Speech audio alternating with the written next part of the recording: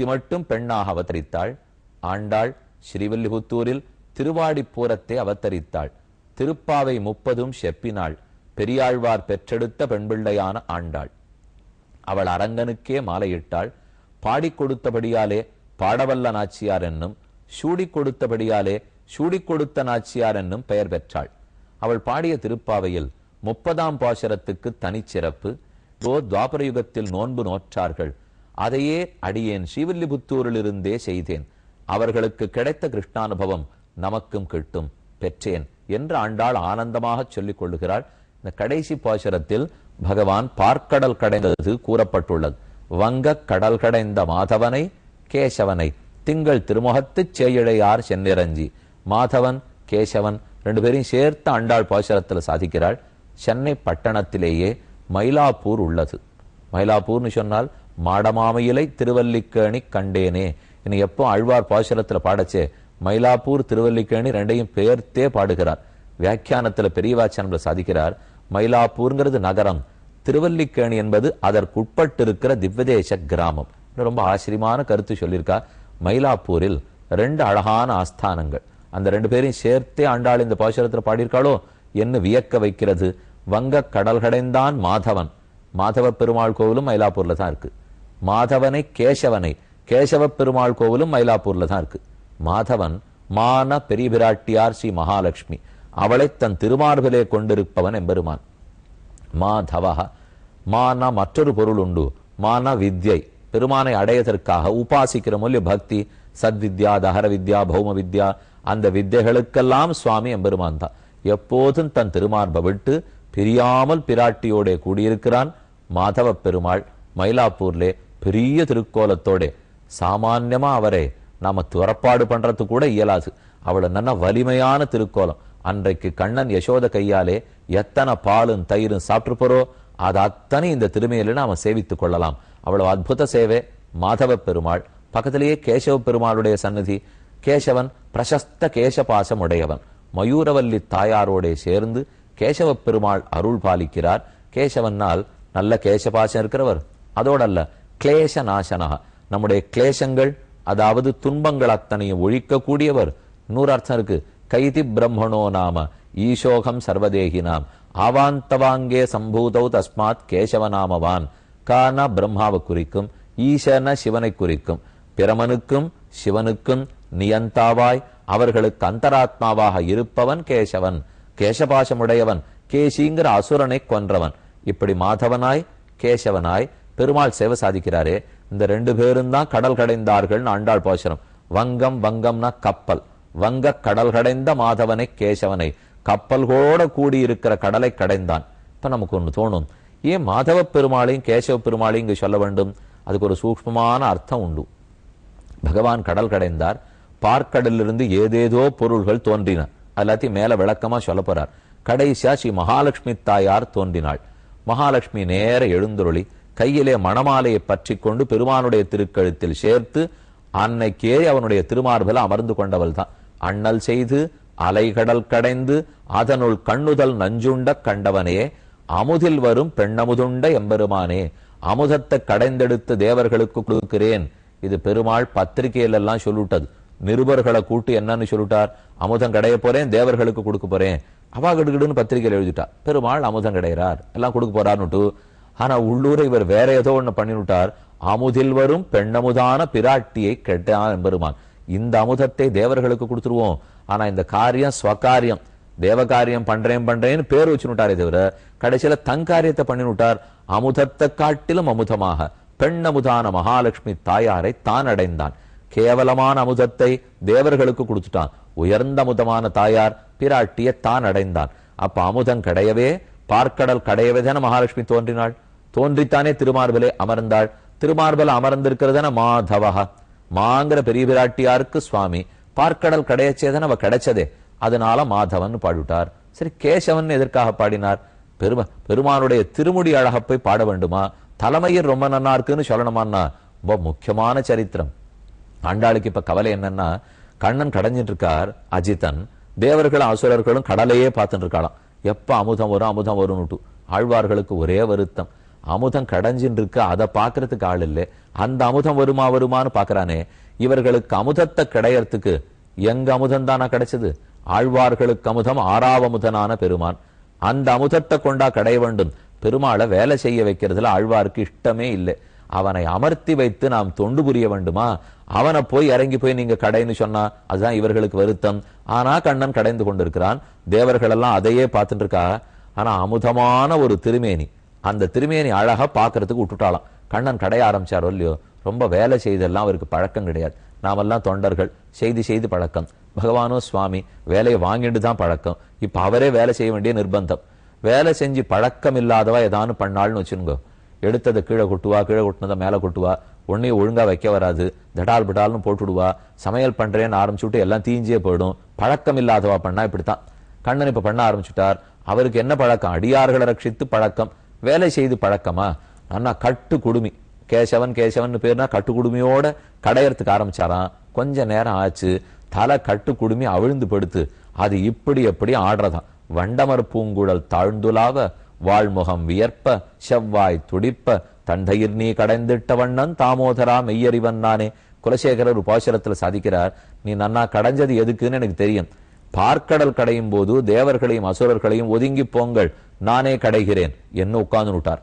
ஆனா இதே சின்ன வயசுல கோகுலத்துல ஒரு பெண் சிறு பாற்றத்துல தயிர் கடைய வந்தாளாம். கள்ளவெளியை விடித்து கொப்புக்கு ஒல்லை நானும் கடைவன். பெண்ணே, உன்னால அந்த பாத்திரத்துல தனியா கடைஞ்சிட முடியாது, பாத்திரம் பெருசா இருக்கு, நீ அந்த பக்கம் உட்காந்துக்கோ, நான் இந்த பக்கம் உட்காந்துக்கிறேன், 2 பேரும் மத்த பிடிச்சுன்னு கடைவோம்னு கடைய ஆரம்பித்தார்.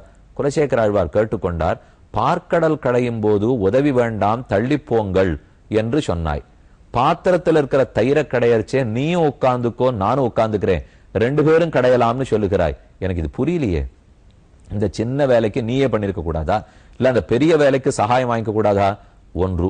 அப்ப கண்ணனுக்கு என்ன எண்ணம்னால், உட்கார்ந்து கடைந்தா பரமபக்தை அந்த பெண்ணு, இடைப்பெண்.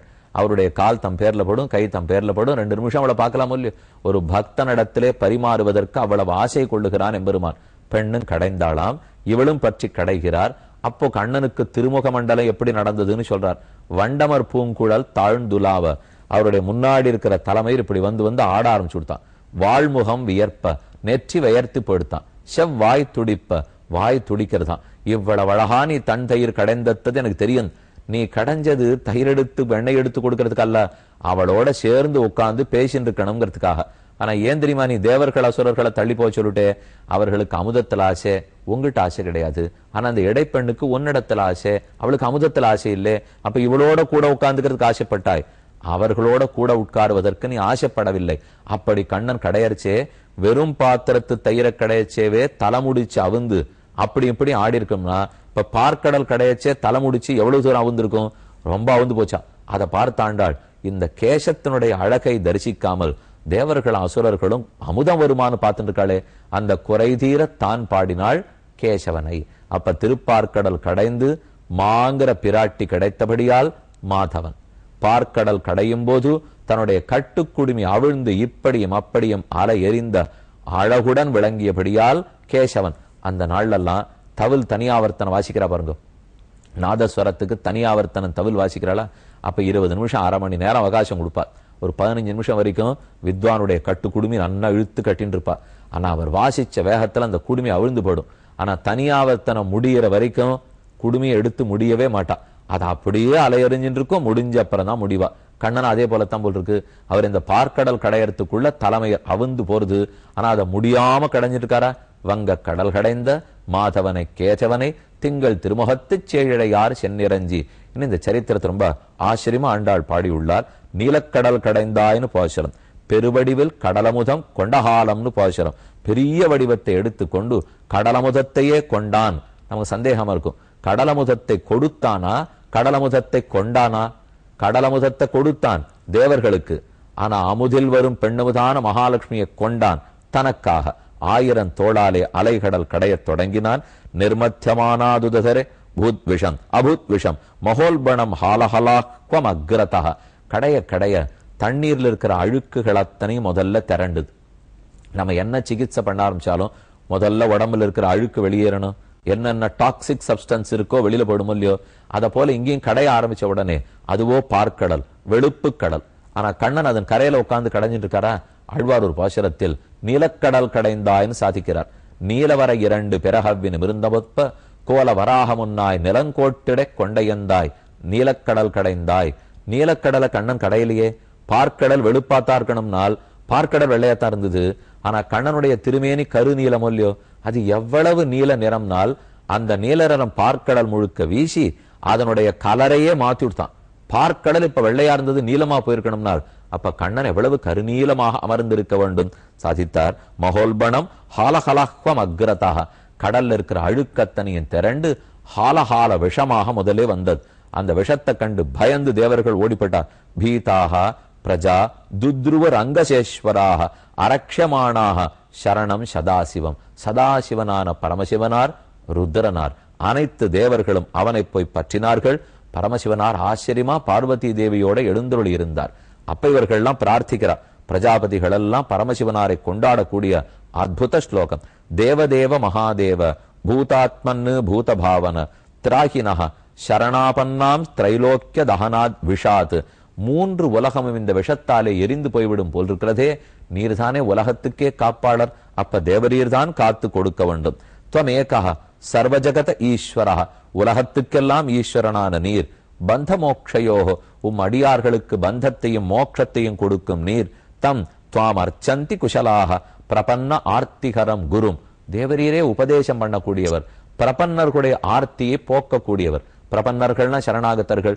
சிவபெருமானே உம்முடைய திருவடியை பற்றுகிறோம், நாங்கள் சரணாகத்தர்கள். சரணாகத்தர்களுடைய கஷ்டத்தை நீர்தானே போக்கியாக வேண்டும், தேவரீரே செய்யணும்னு பிரார்த்தித்தார்கள். அக்னிர்முகம் தே அகில தேவதாத்மா க்ஷிதிம் விதுர்லோக பவாங்கிரி பங்கஜம். உம்முடைய திருவடியாகவே உலகம் இருக்கிறது, உம்முடைய முகமே நெருப்பாக இருக்கிறது. அகில தேவ ஆத்மா தேவதாத்மா, தேவதைகளுக்கெல்லாம் ஆத்மாவாக இருக்கிறீர், நீர் ரட்சித்து கொடுக்க வேணும். இந்த பக்கத்திலேவா பிரார்த்திச்சுருக்கா? அந்த பக்கம் இன்னும் மலை தத்தளித்து கொண்டிருக்கிறது, கடைந்து கொண்டே இருக்கிறார்கள். கீழே ஆமையான மூர்த்தி எழுந்தருளி உள்ளார்.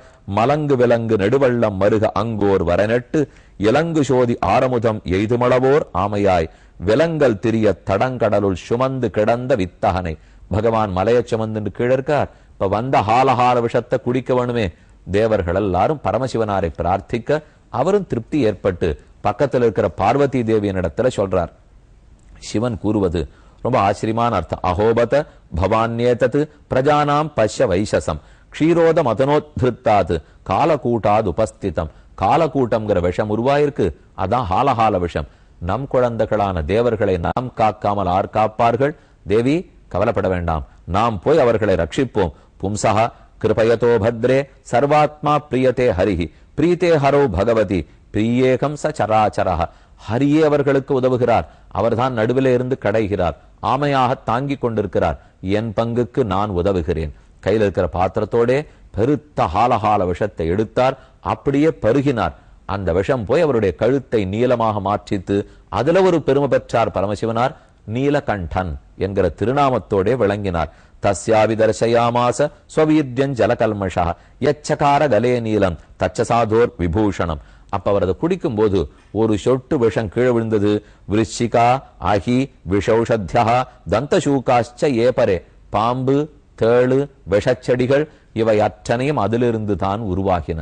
ஹாலஹால விஷத்தின் ஆபத்து நீங்கித்து மறுபடியும் கடைவதற்கு ஆரம்பித்தார்கள். இப்பதான் ஒரு பொருளா உருவாக ஆரம்பிக்கிறது. அஸ்வாப்சரோ விஷசுதாவிது பாரிஜாதா லக்ஷ்மியாத்மனா பரிணதோ ஜலதிர் பபூவ. குரத்தாழ்வான் சாதிக்கிறார். என்னென்ன உருவாச்சுன்னு பார்க்கணும் இல்லையோ? நீங்களும் காத்துட்டு இருக்கோ, அடியேனும் காத்துட்டு இருக்கேன்.